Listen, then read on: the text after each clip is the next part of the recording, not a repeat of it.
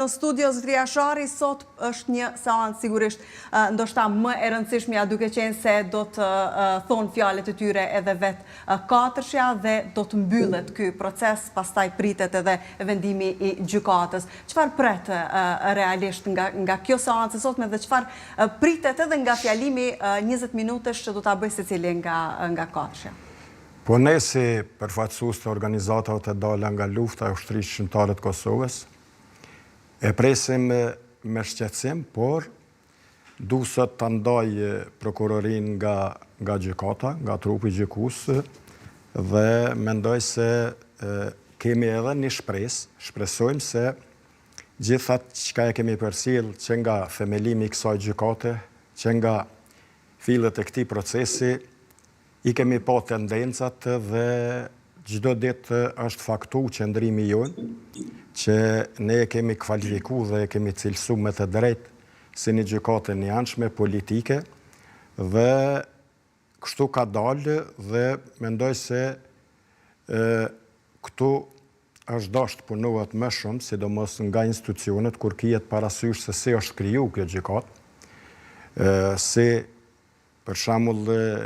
Këshilli i Evropës, Parlamenti Evropian përmes shpifjeve të raportit të Dick Martit, është kriju kjo gjykatë dhe faktikisht mendoj që përderisa nuk është faktu, nuk është argumentu nga e raport shpifjes gjese pjesëtarët e ushtrisë shqiptare të Kosovës kanë bërë trafikim organesh, atëhera është dashur institucionet tona jo të përzihen në drejtësi, por sipas mendimit dhe kërkesës tonë të kërkojnë fakte dhe argumente dhe që drejtohen edhe Këshillit të Evropës, po edhe institucioneve ndërkombëtare të kërkojnë sqarime. Dhe sipas nesh, çdo herë flas sipas organizatave të dala nga lufta, përderisa nuk është faktu, nuk është argumentuar asgjë nga ai raport dhe nga ato shpifje, në bashkëpunim me Serbinë, po edhe me Argat Dreqit, siç i thonë që simboli i rezistencës Baca Dem Demaçi, kjo gjykatë është dashur të jetë inekzistente. Dhe në dy, ne edhe atëherë edhe sot kemi qëndrimet tona dhe edhe kemi shtruar pyetje se a është apo s'është kjo gjykatë e Kosovës. Dhe sipas mendimit tim, kjo ka qenë e Kosovës dhe është aq e Kosovës derisa është marrë vota e deputetëve të Parlamentit të Republikës së Kosovës dhe me pastaj është si përmu gjithçka nga kjo gjykatë në Kosovë, sidomos institucionet e drejtësisë, po e thamë edhe institucionet vendore. Mendoj se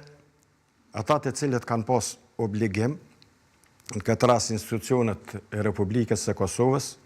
si duket nuk kanë qenë të vetëdijshëm, mjaftueshëm se si kemi ardhur deri te liria, pra në radhë e parë këto institucione është dashur të respektojnë rrugën e gjatë dhe plot sakrificë, për me ardhur deri këtu mbi gjitha luftën e lavdishme të ushtrisë shqiptare të Kosovës, sepse ka shumë ligje që kanë qenë të përpiluara dhe kemi kërkuar dhe nuk kanë kaluar, dhe mendoj se këtu duhet t'i shpjegojnë ata të cilët e kanë marrë votën e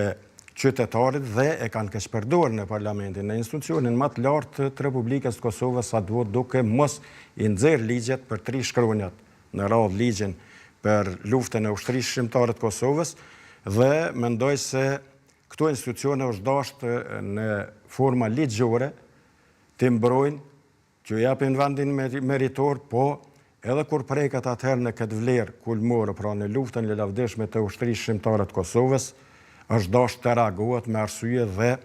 mos lejohet që të vijmë dhe çdo herë që pas përfundimit të luftës,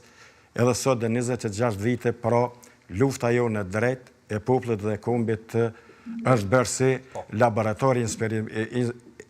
eksperimentimin nga drejtësia ndërkombëtare që deri me tani, domethënë çdo herë kanë dështu, fillimisht pej Urmikut, Euleksit, e tani edhe me gjykatën speciale. Unë mendoj, edhe pse kërkesa e prokurorisë është e treshtë për neve, sidomos për ata që kanë bë me ardhë deri te liria shumë, por shpresojmë që gjykata do të hudhë poshtë dhe nuk do të merr vendim politik, sepse ne e kemi thënë për SRS sot,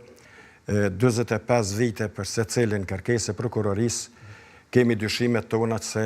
kjo është vendosur në Beograd dhe në Hagë. Do të diskutojmë edhe më tej, zotëria Shari, mbi kërkesën e prokurorisë dhe do të marrim mendimin tuaj padyshim edhe